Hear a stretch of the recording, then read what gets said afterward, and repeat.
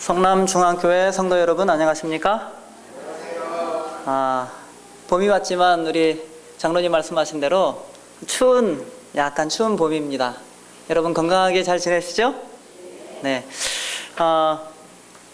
이 교회 증언 5권 224페이지에 이런 말씀이 있습니다. 제목은 그리스도와 교제하는 것이라는 말씀인데요.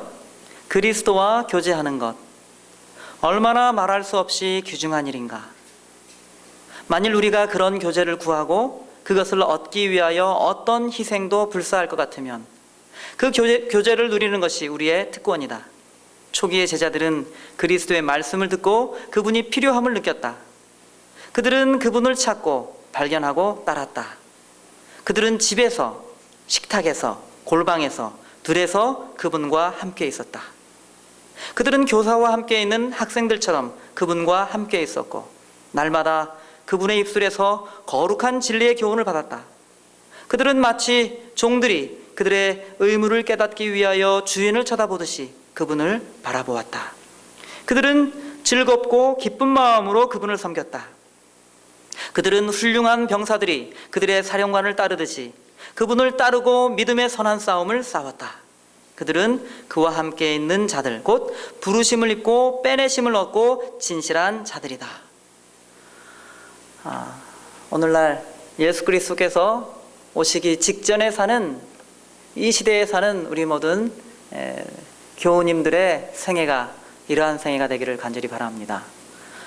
우리의 집에서, 식탁에서, 골방에서, 들에서 그분과 함께 있었다라는 표현은 이것이 무엇이냐면 영성이라는 겁니다. 영성은 영성 있는 분이다 할 때 그 영성은 이렇게 좀 엄숙해 보이고 경건하게 보이고 그런 외모를 얘기하는 것이 아니라 우리의 믿음, 하나님께서 주시는 사랑, 그것이 우리의 일상생활에서 표현되는 것, 그것이 영성입니다. 영성은 어려운 말이 아니죠. 지금 교가 공부할 때에 우리가 배우는 게 뭡니까? 성령과 영성 배우고 있지 않습니까? 영성은 어려운 것이 아니고 무엇이냐면 우리가 대화할 때, 우리가 일할 때, 우리가 길을 걸어갈 때, 시장에서 장사할 때, 물건을 살 때, 그때 우리 믿음이 표현되는 것, 이것이 영성입니다. 제자들은 예수님과 함께 지내면서 그런 생애를 살았어요. 그러니까 영성이 있는 생애를 산 겁니다. 우리가 만약 일주일을 살면서 예수 그리스도와 함께 집에 있고 함께 식탁에 앉아 있고 그분을 바라보면서 그분의 사랑, 그분의 공의를 묵상하고 마음에 둔다면 그것이 우리가 영성 있는 삶을 살고 있다라는 증거가 되는 것입니다. 이러한 삶이 우리 모든 중앙교회, 성남중앙교회 모든 성도들에게 사라지는 그러한 경험이 있게 되기를 간절히 바랍니다. 요한복음 3장 16절에 있는 말씀입니다. 요한복음 3장 16절입니다. 제가 어쩌면 처음이자 마지막으로 파워포인트를, 글씨가 너무 작나요? 네, 아주 친절하게 성경절을 이렇게 제시해 드리겠습니다. 요한복음 3장 16절은 함께 읽어보도록 하겠습니다. 시작. 하나님이 세상을 이처럼 사랑하사 독생자를 주셨으니 이는 저를 믿는 자마다 멸망치 않고 영생을 얻게 하려 하심이라.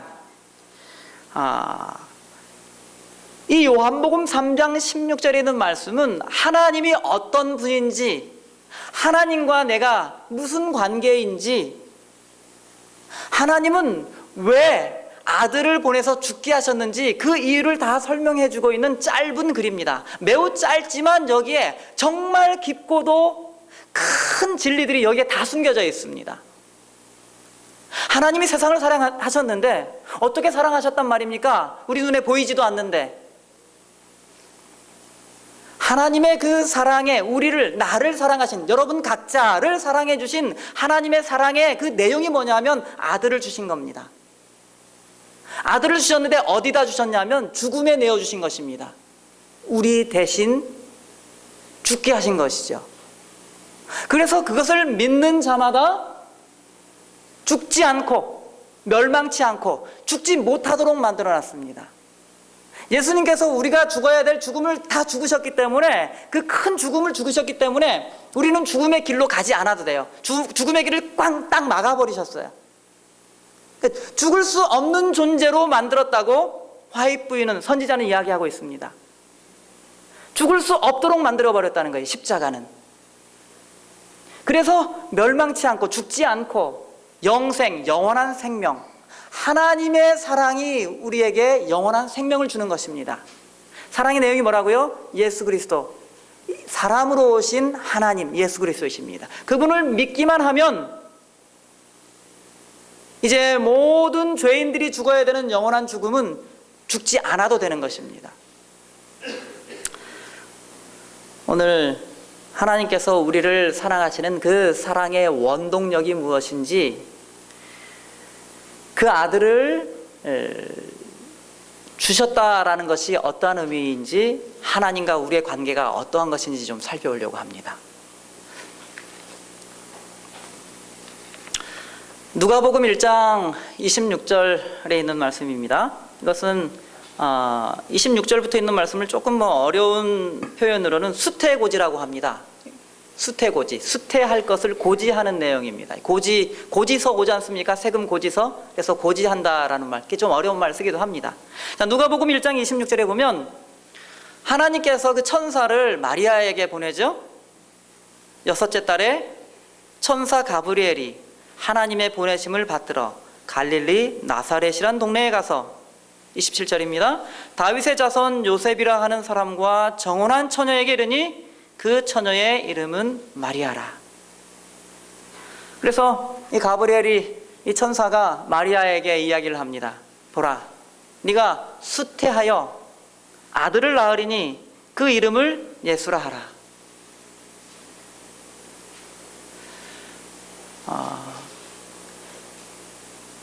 처녀가 결혼하지 아니한, 남자를 알지 못하는 여인이 아이를 낳겠다는 것입니다. 지금도 그렇고 과거에도 그렇고 이러한 일들은 매우 그러니까 좋은 이미지이거나 좋은 이야기거리는 아닙니다, 분명히. 그렇죠? 그리고 예수님 평생 이 이야기가 따라다니기도 합니다. 예수님의 가문, 출생에 관하여 음란한 데서 났다, 그렇게 바리새인들이 표현했거든요. 여러분께서는 예수 그리스도께서 혈연, 피로 맺어진 아버지, 나를 낳아주신 아버지, 예수 그리스도를 낳아주신 아버지 없이 어머니 마리아를 통해서만 예수 그리스도께서 이 땅에 태어나셨다라는 사실을 믿습니까? 믿으십니까? 어떻게 믿으십니까? 말씀이니까 믿으셔야죠. 믿어지시는데 믿는 겁니까? 못 믿겠는데 믿으려고 하시는 겁니까? 죄송합니다. 너무 깊숙이 깊은 질문을 드려서, 난처한 질문을 드린 거죠, 사실은. 믿으십니까? 혹시 믿으시는 분 계십니까? 못 믿겠다 하고 하시는 분 계십니까?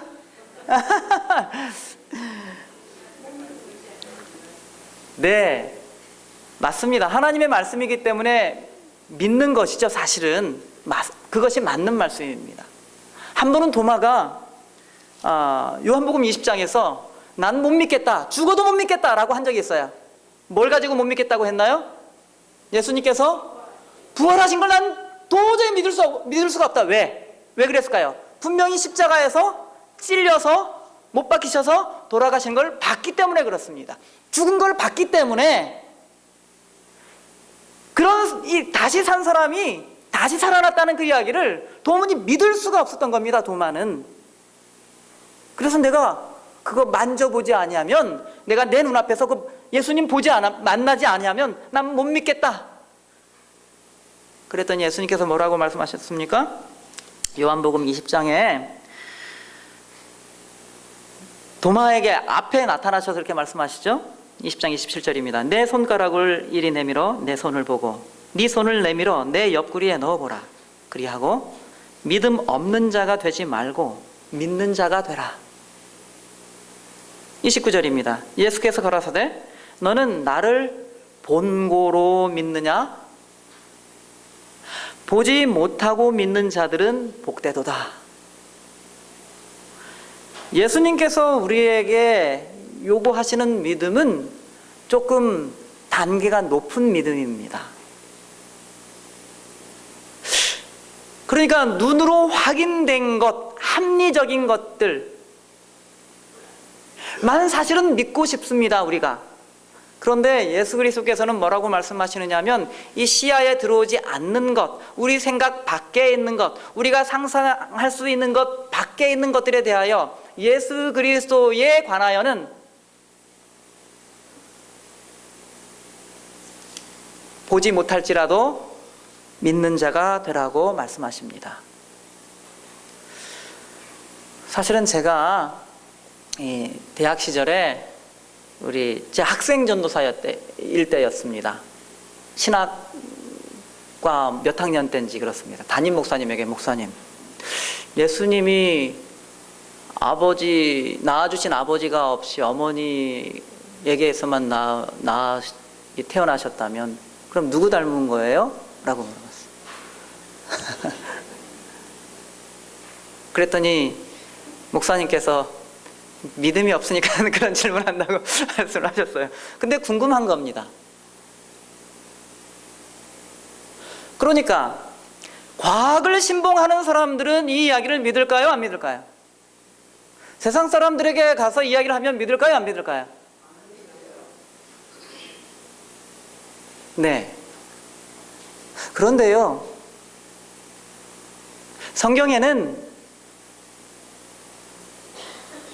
이 예수 그리스도 외에 사실은 성경을 잘 보면 무엇이냐면, 성경을 잘 보면 아버지, 아빠, 어머니, 엄마 하고 불러도 왜 그래? 하고 대답해 줄 낳아준 아빠, 엄마가 없는 사람이 있어요.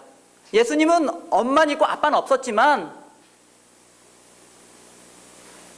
그런데 성경에 그 외에 다른 존재, 다른 사람 가운데 아버지, 어머니 하고 불러도 그 아버지라고 어머니라고 불리는 사람이 대답을 못해요. 없으니까. 누굴까요? 말고.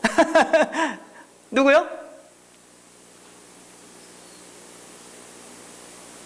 아버지는 누구냐 하면, 아버지라는 정의는 몇 개가 있는데 그 중에 하나는 뭐냐면, 나를 존재하게 한 남성을 보고 우리가 아버지라고 부르는 거예요. 그렇죠? 어머니는요, 나를 존재하게 한, 이 땅에 존재하게 한 여성을 보고 어머니라고 부릅니다. 성경을 보면 이 사람을 존재하게 한 아버지, 어머니가 없어요. 누굽니까? 아담이에요. 아담은 아빠! 나타나요? 안 나타나요? 아버지가. 엄마! 안 나타납니다. 죽었다 깨도. 왜요? 낳아준 아버지, 어머니가 없지 않습니까? 네, 그럼요. 그러니까 아담이 존재하는 방식은 전혀 다른 거예요. 우리하고 달라요. 어떻게 존재하느냐 하면 하나님께서 만드신 겁니다. 흙으로 이렇게 티끌로 이렇게 이렇게 이겨가지고 만들었다고요. 그러니까 아담은 아버지도 없고 어머니도 없는 사람이에요. 혈연적인. 자, 아버지가 없고 어머니가 없는 사람이 있는데 그게 누구라고요? 아담은 아버지, 어머니가 없는 사람이에요. 아담을 존재하게 한 남성, 아담을 존재하게 한 여성 없습니다. 답이 좀 빨리 나오긴 했습니다만은, 자, 이런 사실을 비추어 볼 때에 어머니가 없는 사람도 있습니다. 아버지 비스무리한 사람 존재는 있어요. 그런데 어머니가 없는 겁니다. 누굴까요? 아까 답하셨습니다. 하와는 어머니가 없어요. 그리고 가인과 아벨을 낳을 때 친정 어머니, 시어머니 다 없었기 때문에 혼자 아이를 낳았으면 됐어요. 많이 우울했겠죠. 친정 어머니가 안 계시잖아요. 그러나 아버지 비슷한 존재는 있어요. 왜냐하면 제가 아버지의 정의에 대해서 뭐라고 말씀드렸습니까? 나를 이 땅에 존재하게 한 남성이 뭐라고요? 일반적으로 아버지라고 부릅니다. 하와를 이 땅에 존재하게 한 남성이 있다면 누구예요? 그건 아담밖에 없어요. 그러니까 원초적으로 근본적으로는 아담은 하와에게 있어서는 아버지와 같은 존재예요. 그럼 조금 이따 보도록 하겠습니다. 지금 조금 어려운 얘기 하는 겁니다. 그렇지만 잘 이해하십시오. 제가 이 이야기를 말씀을 드리는 이유들이 있습니다. 자, 그래서 이 하와, 아담은 아버지도 없고 어머니도 없고, 하와는 아버지는 있다고 일단 뭐 이렇게 인정해 주십시오. 아버지 있고 어머니가 없어요. 우리는요, 아버지도 있고 어머니도 있습니다. 이 땅에 존재하는 사람이 존재하는 방식이 이렇게 몇 가지가 있어요. 그러니까 아담은 사실상 생물학자들이 볼 때에 우리의 일반적인 이 지식을 가지고 대입해 볼 때 아담과 하와는 존재하기 쉬운 사람들입니까? 이게 불가능하죠. 불가능한 사람, 이 존재하기 불가능한 사람이 아담이고 하와예요. 그렇죠. 아버지 어머니 없이 생겼잖아요. 자, 그런데 이 보십시오. 아버지 어머니 없이 아담은 아버지도 없고 어머니도 없고 XX, OX, 그 다음에 우리들 OO. 빠졌네요. 네. 남은 경우의 수가 뭐예요? XXOX, OO. 그 다음에 남은 경우의 수 한 가지는 뭡니까? 그거는 뭐냐 하면 아버지 없이, 그 다음에 어머니 있고, 누굽니까? 예수님이잖아요. 그러니까 예수님의 그 탄생의 말하자면 방식은 뭐냐면 이미 아담으로부터 기초가 이렇게 올라와 있나요? 아버지 없이 어머니를 통해서만 태어나는 것이 비정상입니까? 이 단계를 보니까? 아니요. 매우 정상적인 단계를 밟고 있는 겁니다. 딱 한 가지 남아있는 그 존재 방식이 예수님께서 취하신 방법입니다. 나머지는 다 썼잖아요. 아담 만들 때 썼고, 하와 만들 때 썼고, 우리들 태어날 때 썼고, 마지막 방식은 남은 게 뭐예요? 예수 그리스도밖에 없습니다. 그렇죠?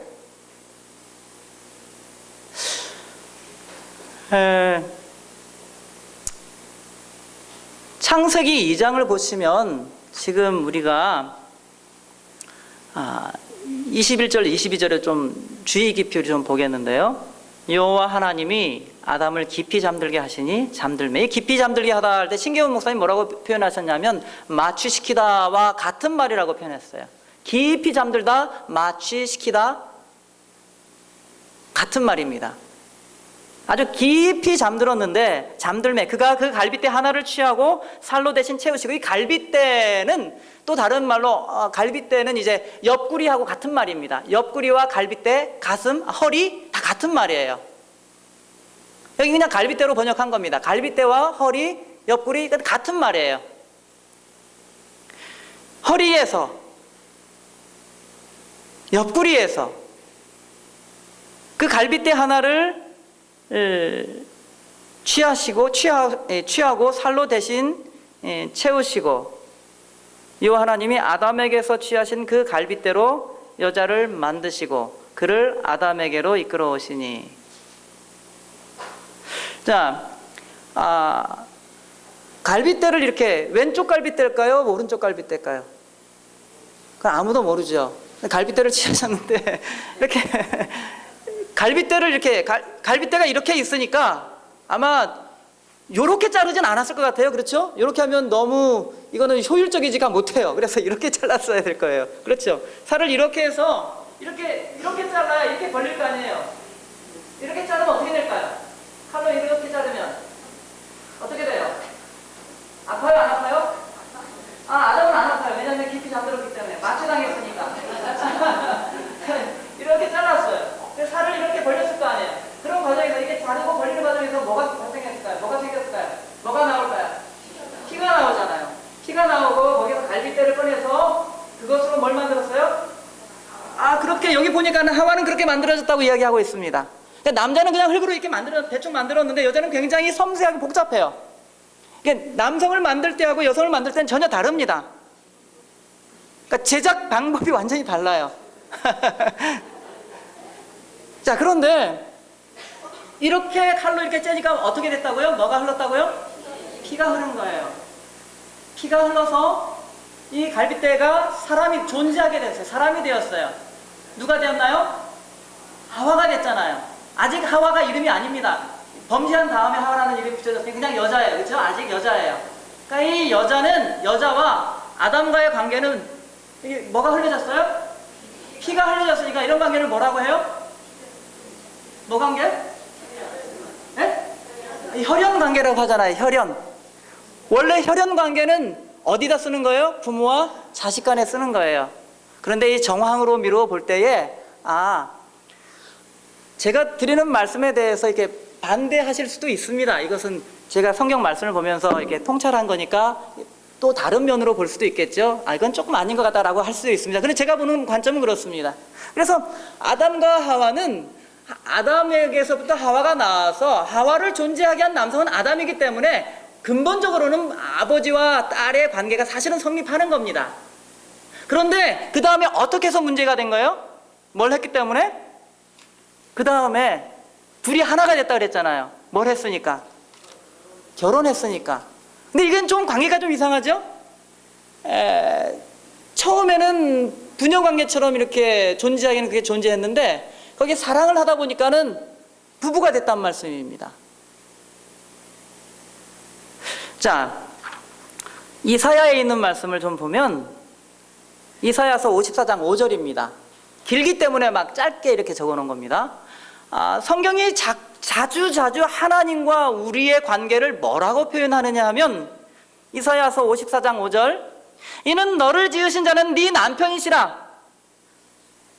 하나님의 백성들에게 말씀하시기를 하나님은 너의 뭐라고요? 남편이다 라고 얘기해요. 하나님의 백성은 부부관계라 그거예요.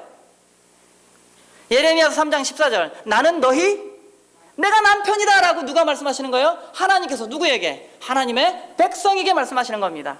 하나님께서는 분명히 말씀하세요. 하나님과 하나님의 백성 사이를 무슨 관계? 부부관계다. 내가 네 남편이다 라고 분명히 말씀하시잖아요. 그런데 이상하게도 그 아래 보니까 예레미야서 이사야서 다시 보니까 예레미야 4장 11절에 보니까 이 백성들을 내 딸 백성이다 라고 22장 4절에 이러므로 내가 말하노니 돌이켜 나를 보지 말지어다. 나는 슬피 통곡하겠노라. 내 딸 백성이 패멸하였음을 인하여 나를 위로하려고 힘쓰지 말지니라. 하나님과 하나님의 백성 사이의 관계를 부부관계로 표현하면서 동시에 같은 선지자들이지 않습니까? 이사야, 예레미야. 같은 선지자들이 또 다른 방식으로 하나님과의 관계를 뭐라고 표현하고 있느냐 하면 아버지와 딸의 관계로 표현하고 있는 겁니다. 다시 말하면 아담과 하와의 관계를 통해서 하나님과 우리의 사이를 계속해서 그것이 하나님과 인간과의 관계가 사람과의 죄인들과의 관계가 무슨 관계인지를 자꾸 설명하려고 하는 거예요. 자, 이 땅에서 가장 가까운 관계를 사랑의 관계를 맺을 수 있다면 그건 뭐예요? 부모와 자식 간이에요. 그렇죠. 그런데 남남이면서 맺을 수 있는 가장 가까운 관계는 뭡니까? 부부죠. 부부관계는 남남이 만나서 만들 수 있는 가장 큰 사랑의 관계예요. 그 사랑보다 더한 사랑은 없습니다. 전혀 남남인데 만나서 맺을 수 있는 가장 큰 사랑이 뭐라고요? 그게 부부관계예요. 그러니까 하나님이 우리를 사랑하시는데 어떻게 사랑하시느냐면 아버지가 딸, 아버지가 아들을, 부모가 아들, 딸을 사랑하는 그 사랑으로 사랑한다고 말씀하시는 거예요. 그러니까 남남이 만났는데 이룰 수 있는 가장 큰 사랑으로 하나님과 우리를 그렇게 표현하시는 거예요. 하나님께서 그러니까 아담과 하와에게 가족을 형성하게 하시면서 뭘 자꾸 가르치시려고 하시는 거 하면 하나님이 우리를 얼마나 사랑하시는지를 자꾸 가르치려고 하시는 겁니다. 창세기 1장을 보시겠습니다. 창세기 1장 26절입니다. 창세기 1장 26절 하나님이 가라사대 우리의 형상을 따라 우리의 모양대로 우리가 사람을 만들고. 그 다음에 27절입니다. 하나님이 자기 형상 곧 하나님의 형상대로 사람을 창조하시되 남자와 여자를 창조하시고. 하나님은 성부, 성자, 성령 삼위로 되어 있으시잖아요. 그래서 우리라는 표현을 썼죠. 그러니까 하나님의 형상대로 사람을 만드셨는데 그 사람을 어떻게 만드셨냐면 남자와 여자로 만드셨어요. 남자는 성부, 성자, 성령을 닮았고 여자도 성부, 성자와 성령을 닮았어요. 그런데 남자와 여자는 약간 달라요. 그렇죠. 사람이 하나님을 닮았다고 할 때는 남자만 닮았다고 하는 게 아닙니다. 남성과 여성이 다 하나님을 닮았는데, 근데 그 하나님은 누구냐면 아버지 하나님, 아들 하나님, 성령 하나님이에요. 이 세 분을 닮은 겁니다. 이 세 분을 어떻게 닮았는가 하는 것에 대해서는 다음에 좀 우리가 좀 성경에서 살펴보겠습니다만은, 그런데 여기 이 창세기 1장 27절에 하나님이 자기 형상 곧 하나님의 형상대로 사람을 창조하시되 할 때 이 창조라는 말은 바라라는 말을 썼거든요. 다른 모든 학자들은 그렇게 말 안 하는데 딱 한 사람, 우리 교단 안에 있는 한 사람만 그렇게 이야기를 합니다. 하딩 박사님이죠. 뭐라고 하느냐면 이 창조하다라는 말의 원래 말은 바라라는 말인데, 원어가 바라라는 말은 창조하다인데 바라라는 말은 바르라는 말에서 파생됐다는 거예요. 바르는 뭐냐면 아들을 낳다, 아들이라는 뜻이에요. 큰 의미로는 아들을 낳다라는 의미라는 겁니다. 바디메오, 바르티마이오스거든요. 그 바르예요. 디메오의 아들이라는 뜻이죠. 그 소경, 거지, 디메오의 아들이라고 친절하게 여기 적어놨지 않습니까? 물론 이분만 얘기합니다만은 하나님께서 사람을 창조하실 때는 어떻게 창조하신 거냐면 낳았다 이렇게 표현하고 있습니다. 왜 이런 단어를 썼냐면 하나님이 사람을 창조하실 때는 그냥 창조하신 게 아니에요. 어떻게 창조하셨냐면 근본적으로 피로 맺어진 관계로 만드셨어요. 아담 이래로 모든 가족들을 혈연, 피로 이렇게 꽝꽝 이렇게 둘러가지고 이 핏줄로 묶어 놓으셨기 때문에 가족들은 떨어지기가 어려운 거예요. 이 줄은 줄인데 무슨 줄이냐면 핏줄이요. 핏줄로 꽉꽉 묶어 놨어요, 가족을. 매우 강력한 연합이 되는 겁니다, 가족들은. 하나님께서 천사들을 만드셨을 때는 어떻게 만드셨을까요? 천사를 한 천사, 한 천사, 한 천사 이렇게 만드셨죠? 사람은 어떻게 만드셨어요? 하나님께서 아담을 지으시고 아담을 통해 하와를 지으시고 결혼하게 하신 다음에 하나님이 창조하시는 창조의 능력을 누구에게 주셨냐면 그 창조의 능력을 아담과 하와에게 주셨어요. 아담과 하와가 하나님 대신에 아이를 막 낳도록. 아이를 낳다라는 표현은 뭐냐면 창조하다라는 말하고 같은 말이에요. 부모는 아들을, 딸을 창조하는 사람입니다. 그래서 10째 계명 가운데 5째 계명이 뭐예요?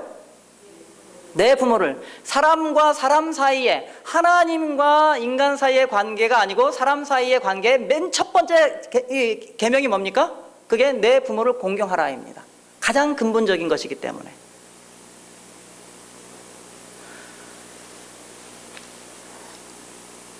이전에 제가 어느 교회에 있을 때에 집사회에서 여름에 저쪽 동해안으로 놀러 갔습니다.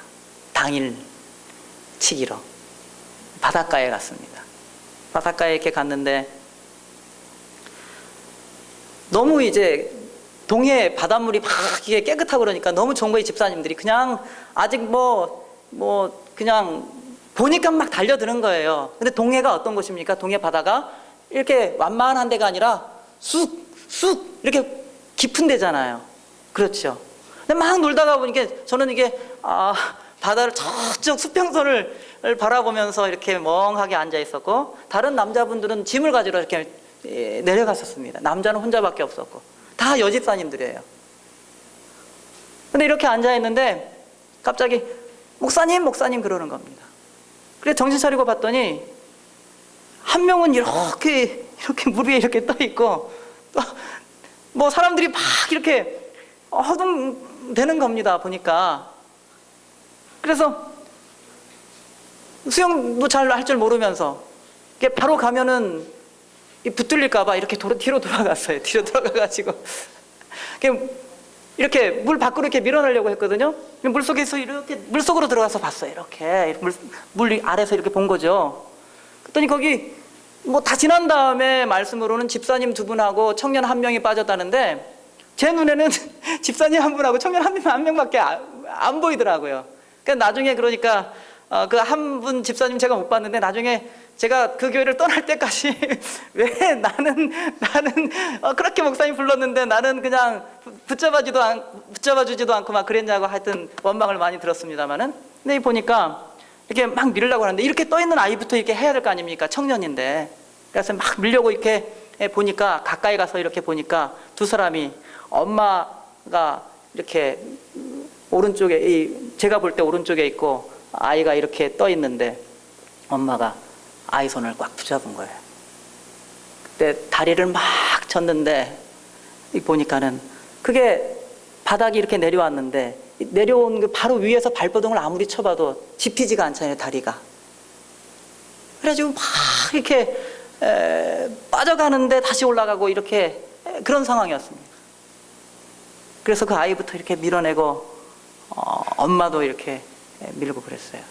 엄마를 밀었는지 하여튼 그 아이는 그렇게 밀어서 이렇게 근데 물을 많이 마셨던 것 같아요. 그런데요, 이 아이는 청년이었지만 몸이 불편했어요. 혼자 자기 몸을 건사할 수 있는 그런 아이가 그 청년이 아니었습니다. 근데 엄마가요, 엄마도 다리가 안 닿으니까 빠져 죽게 생겼지 않습니까? 그런데 이 왼손으로 아이 손을 꽉 잡았는데 그걸 안 놓는 거예요. 죽게 생겼는데. 그 아이, 다시 말하면 정상적이지 않잖아요. 그러면 어떤 사람들은 아이고 이렇게 혀를 찰 수도 있고 한 사람의 인격체로 인정을 못 받을 수 있지 않겠습니까? 근데 엄마한테는 그런 게 아니에요. 엄마는 그러니까 그 물 아래에서 본 장면은 뭐냐면 어머니는 아무도 말릴 수가 없어요. 그 사랑을. 하나님이 왜 피로 그렇게 혈연으로 묶어놨을까? 왜냐하면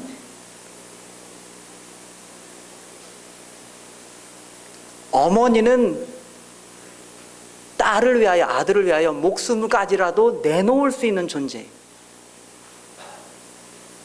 다시 말하면 부모는 자식들을 위하여 목숨을 희생할 수 있는 존재예요.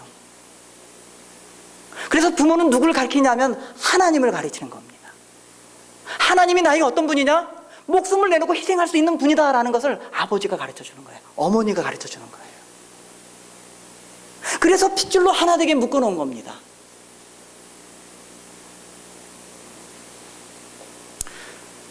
천사들은 마태복음 22장 29절 이쪽에 보시면 어떤 사람들이 그러면 나중에 누구 부인이 됩니까? 그랬더니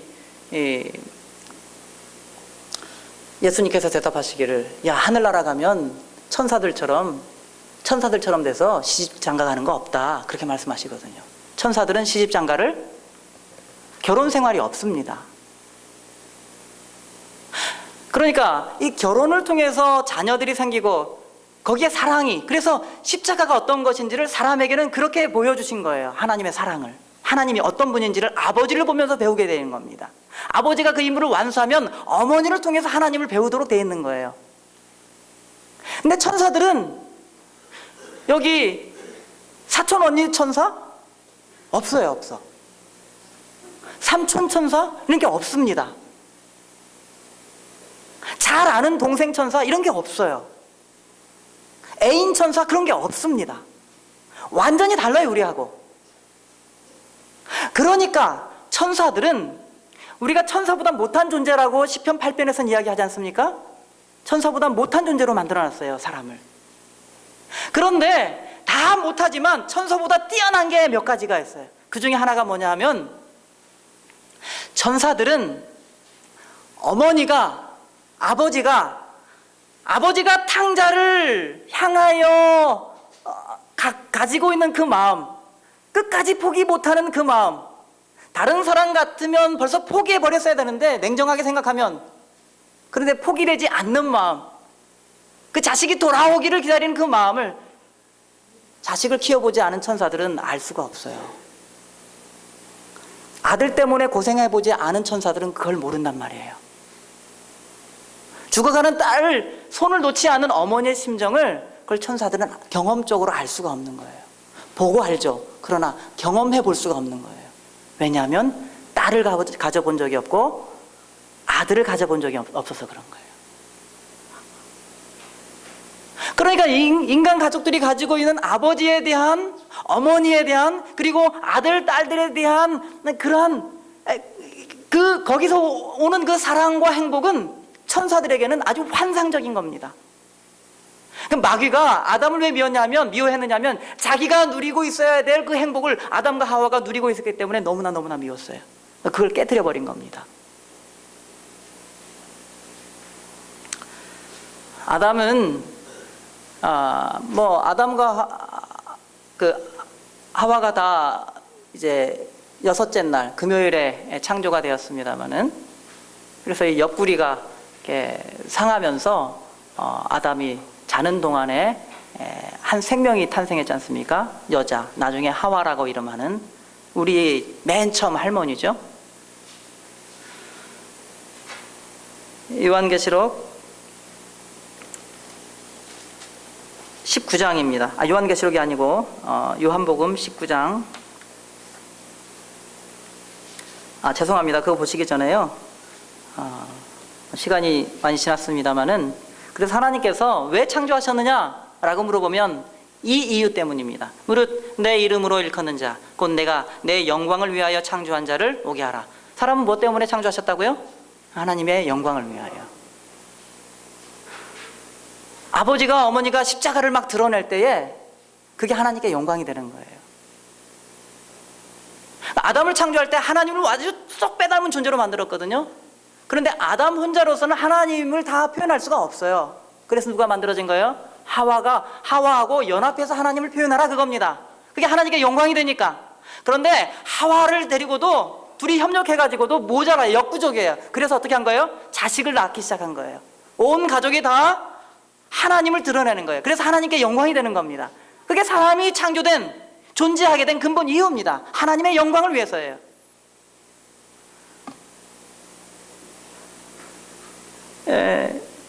요한복음 19장에 있는 말씀입니다. 19장 33절, 마지막 예수님께서 운명하시던 장면입니다. 예수께 이르러는 이미 죽은 것을 보고 다리를 꺾지 아니하고 그중 한 군병이 창으로 옆구리를 찌르니 곧 피와 물이 나오더라. 옆구리는 뭐하고 같은 말이라 그랬나요? 갈빗대하고 같은 말이라 그랬잖아요. 그렇죠? 허리하고 같은 말입니다. 그래서 창의 허리 상하여 흘린 피와 물로써, 어디에 허리 상했다고요? 창의 허리. 창으로 어디? 허리. 같은 말들입니다. 그렇게 표현한 겁니다. 허리를 찔렀어요. 옆구리를 찔렀단 말입니다. 갈빗대가 들어있는 그곳을 찔렀다, 그겁니다. 그쪽 부분 넓게. 그래서 피와 물이 흘렀다라고 표현하고 있지 않습니까? 하나님이 세상을 이처럼 사랑하사, 그 사랑의 내용이 여기 있는 거예요. 하나님이 우리를 어떻게 사랑하셨지? 아들을 죽음에 내어주심으로 사랑한 거예요. 하나님은 죽는 분이 아니에요. 하나님은 죽으실 수 없기 때문에 사람을 구원하기 위해는 그 죽음을 대신해야 되거든요. 그러니까 하나님은 죽을 수 없는 분이시기 때문에 죽기 위하여서는, 죽을 수 있는 존재가 되기 위해서는 어떻게 해야 되는 거예요? 누구로 와야 되는 거예요? 사람으로 와야 되는 거예요. 그래서 사람으로 온 겁니다. 그래서 죽으시는 거예요. 그런데 뭘 흘리셨다고요? 피를 흘리셨다고요. 예수님이 죽으신 죽음 때문에 우리가 어떻게 됐다고요? 저를 믿는 자마다 영원한 생명을 얻게 하시려고 죽으신 겁니다. 영원한 생명을 얻는 거예요. 살아있는 존재가 되는 겁니다. 그러니까 예수 그리스도와 우리의 관계는 무슨 관계라고요? 예수님께서 피를 흘리셨으니까 피로 맺어진 관계예요. 혈연 관계가 의미하는 그 깊은 사랑의 관계를 우리와 맺으신 겁니다. 하나님께서는 우리에게 가족을 주셔서, 핏줄을 주셔서 그렇게 하나님의 사랑이 무엇인지를 그렇게 마지막까지 나타내신 겁니다. 하나님과 우리의 관계는 부모와 자식처럼 피로 맺어진 관계입니다. 그 부부 관계는 원초적으로 피로 맺어진 관계라고 성경이 이야기하고 있는 겁니다. 그냥 쉽게 돌아서는 관계가 아니라는 거예요. 그랬죠? 아담과 하와의 관계가 그게 근본적인 부부의 관계의 근본적인 그 관계가 그것입니다. 부모 자식 간의 관계도 되고 부부 관계도 된다는 건 뭐냐 하면, 다시 말씀드리면 이게 윤리적으로 나쁜 것이 아니라 우리가 가지고 있는 윤리적인 표준, 우리가 가지고 있는 도덕적인 표준을 뛰어넘는 거예요. 아주 순수하게 뛰어넘기 때문에 초윤리적인 겁니다. 초도덕적인 거예요. 사람의 낮은 도덕, 사람의 낮은 윤리 속에 갇혀있는 분이 아닙니다. 하나님이 더 뛰어나신 분이기 때문에 하나님께서 우리에게 그렇게 계시하시는 겁니다. 하나님께서 오늘 우리 성남중앙교회의 모든 성도들에게 하나님이 뭐 때문에 우리를 위해 돌아가셨는지를 이야기하고 있습니다. 왜 사랑하시게 되는지를 설명하시는 거예요. 아들과 같고 딸과 같다는 겁니다. 아내와도, 정말 사랑하는 아내와도 같다는 것입니다. 그러니까 하나님께서는 우리를 위하여 포기하지 못하실 일이 없었던 겁니다. 죽으실 수가 있던 거예요. 우리 성남중앙교회에 모든 성도들의 가정에 십자가가 세워지기를 간절히 바랍니다. 집에서, 식탁에서, 일터에서, 시장에서, 자기 사업하는 곳에서, 거기서 우리의 믿음이 표현되어지기를 간절히 바랍니다. 우리 교회가 십자가를 높이는 교회가 되기를 간절히 바랍니다. 십자가를 바라보고 우리 자신은 낮추는, 자아를 매우 매우 낮게 낮추는, 우리 안에 있는 자아와 끊임없이 싸우는 교회가 되기를 간절히 바라면서 오늘 말씀을 마치겠습니다.